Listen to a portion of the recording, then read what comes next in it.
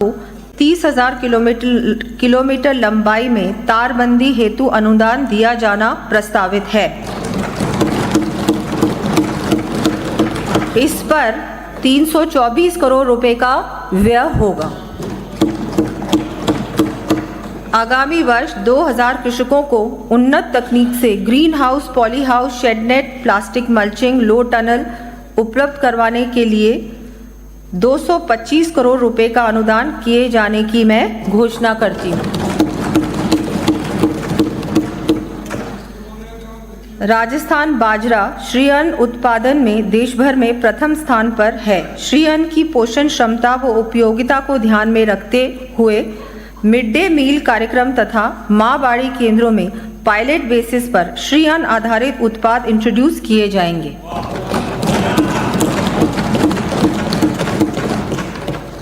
श्रीअन्न के उत्पाद आमजन को आसानी से उपलब्ध कराने एवं प्रचलन में लाने हेतु प्रत्येक जिले में प्रमुख स्थानों को चिन्हित कर मिलेट्स उत्पाद आउटलेट्स खोले जाएंगे।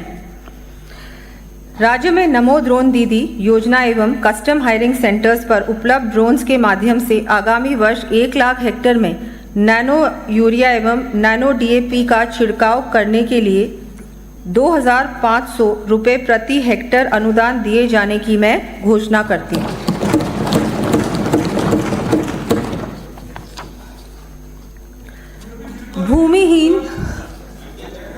भूमिहीन कृषि श्रमिकों को कार्यकुशलता बढ़ाने हेतु 1 लाख भूमिहीन कृषि श्रमिकों को 5,000 रुपये लागत तक के कृषि यंत्र एवं उपकरण उपलब्ध करवाए जाएंगे।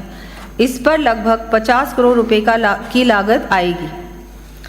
किसानों की क्षमता वृद्धि, कृषि एवं संबद्ध क्षेत्रों में आधुनिक तकनीकों के उपयोग हेतु प्रेरित करने के उद्देश्य से नॉलेज एनहांसमेंट प्रोग्राम के अंतर्गत आगामी वर्ष फार्मर प्रोड्यूसर ऑर्गेनाइजेशंस FPOs के 100 सदस्य कृषकों को इजराइल सहित अन्य देशों में तथा 5,000 कृषकों को राज्य से बाहर भ्रमण प्रशिक्षण हेतु भेजा जाना प्रस्तावित है। इसके साथ ही आगामी वर्ष global Rajasthan agri tech meet का आयोजन किया जाना प्रस्तावित है।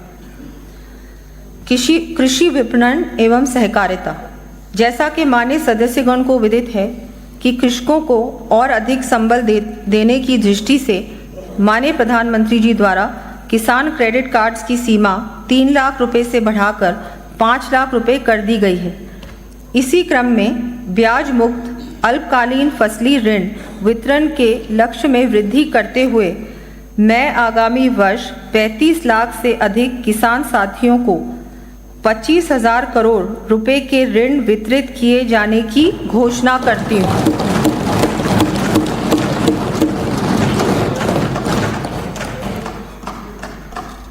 इस हेतु 738 करोड़ रुपए ब्याज अनुदान पर व्यय किए जाएंगे। हमारे द्वारा प्रारंभ की गई गोपाल क्रेडिट कार्ड योजना के अंतर्गत आगामी वर्ष संख्या बढ़ाकर 2,50,000 गोपालक परिवारों को ब्याज मुक्त ऋण उपलब्ध करवाए जाने की घोषणा करती हूँ। इस पर 150 करोड़ रुपए का अनुदान दिया जाना प्रस्तावित है।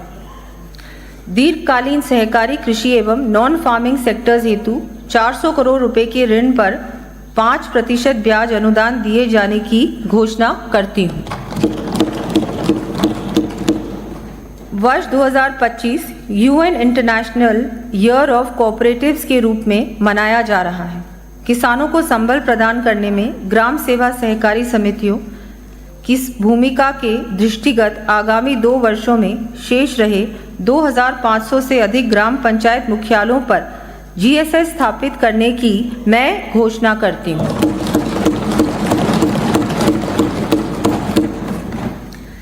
इस हेतु GSS स्थापना के मापदंडों में आवश्यकता अनुसार रिलैक्सेशन भी दिया जाना प्रस्तावित है। इसके साथ ही नवीन स्थापित 8 जिलों में क्रय विक्रय सहकारी संघों की स्थापना भी की जानी प्रस्तावित है। प्रदेश में कृषि मंडियों का विस्तार करने, ग्राम सेवा सहकारी समितियों, क्रय विक्रय सहकारी समितियों में भंडारण क्षमता विकसित करने तथा अन्य आधारभूत सुविधाएं विकसित किए जाने की दृष्टि से विभिन्न कार्य करवाए जाएंगे। इन कार्यों की सूची मैं सदन के पटल पर प्रस्तुत कर रही हूँ।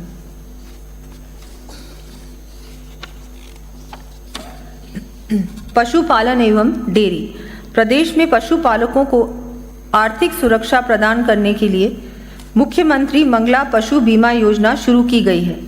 इस योजना का दायरा बढ़ाते हुए आगामी वर्ष प्रत्येक श्रेणी में बीमित पशुपालकों की संख्या को दुगना किए जाने की घोषणा करती हूँ।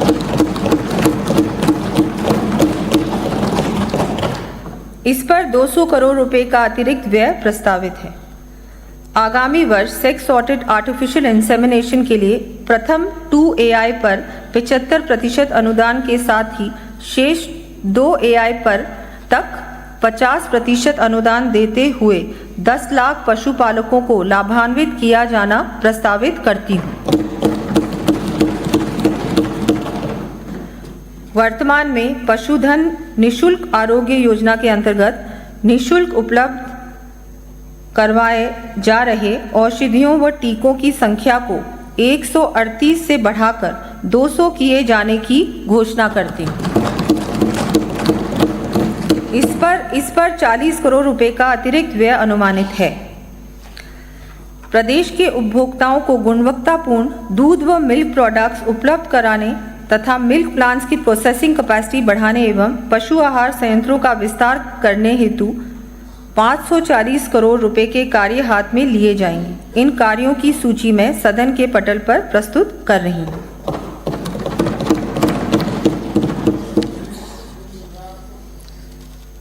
मुख्यमंत्री दुग्ध उत्पादक संबल योजना के तहत दुग्ध संग्रहण लक्ष्य को बढ़ाकर 13,000 लाख लीटर किया जाना प्रस्तावित है। साथ ही 1,000 नवीन सहकारी समितियों